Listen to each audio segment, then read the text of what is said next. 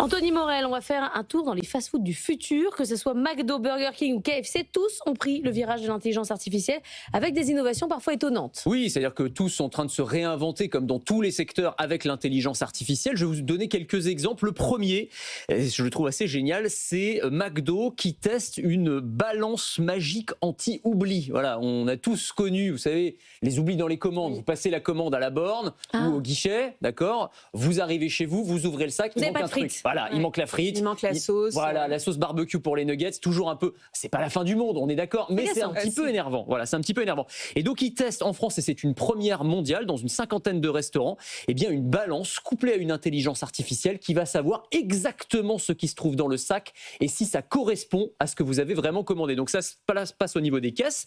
Le caissier, l'équipier, va poser, avant de vous donner le sac sur cette balance. Et en fait, il y a un écran. Ça s'affiche en vert si c'est cohérent avec ce qu'il y a à l'intérieur du sac. Et en fait, c'est un algorithme assez performant qui connaît toutes les combinaisons de tous les produits, qui est capable de dire, par exemple, vous avez commandé un burger avec double steak. Ah bah non, là, il n'y en a qu'un seul. Ça, il est capable de le dire. Vous avez commandé une grande frite, mais non, en fait, là, on vous a servi une frite moyenne. Il manque un nugget dans la commande. Tout ça, il va être capable de le prendre en compte. Si c'est conforme, c'est bon, ça passe. Si c'est pas conforme, on ouvre le sac, on vérifie.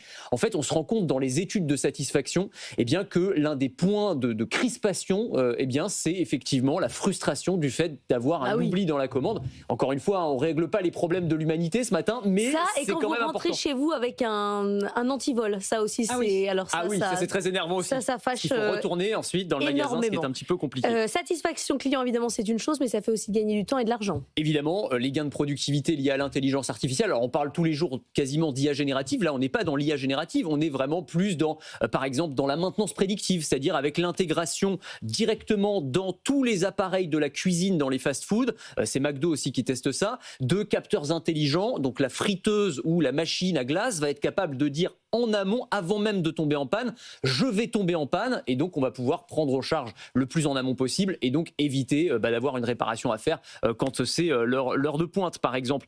Ça va être aussi l'utilisation d'agents IA, des gestionnaires virtuels, par exemple, qui vont venir aider les managers, qui vont gérer à leur place les plannings, qui est un vrai casse-tête dans les fast-foods, la gestion des stocks également. Et puis, il y a des technologies encore plus avancées qui sont utilisées. Alors, par exemple, en Chine, en France, ce serait complètement interdit, mais on va utiliser, par exemple, chez KFC, de la reconnaissance faciale. Où vous arrivez devant la borne de commande, on reconnaît que c'est Laure Closier, on sait exactement ce que vous commandez d'habitude, donc on vous propose votre menu habituel. Vous croyez que je ne change jamais ? Non, alors voilà, après vous pouvez changer, mais disons que comme en général les gens commandent à peu près les mêmes choses, ça permet de gagner du temps et donc de faire moins patienter les gens derrière et donc de générer plus de flux, plus de recettes. C'est tout l'enjeu, évidemment. Il y a quand même des trucs qui ne marchent pas.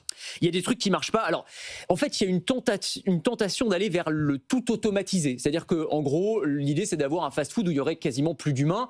On a des tentatives de robots, par exemple, Miso Robotics, qui est une start-up américaine. Ils ont conçu des robots, alors qui fonctionnent pour le coup plutôt bien, qui sont capables aujourd'hui de retourner des steaks sur une plaque de cuisson. C'est le robot friteuse. Sur le canal 25. Non, mais c'est incroyable. Hein. Franchement, pour le coup, ils ont testé. Il y a des fast-foods qui sont où la cuisine est complètement déléguée en fait à ces robots cuistots, robots fast-food.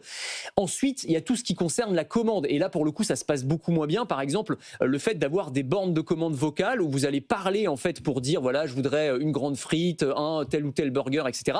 Et ça, en fait, on se rend compte que ces voice bots, ils sont pas encore suffisamment au point, qu'ils génèrent plus de frustration des clients qui ont envie en fait d'avoir un humain en face d'eux qui prend bien leur commande. Et donc ça, c'est pas encore voilà le fast-food complètement zéro humain, c'est pas pour demain et c'est certainement tant mieux. Merci beaucoup Anthony Morel.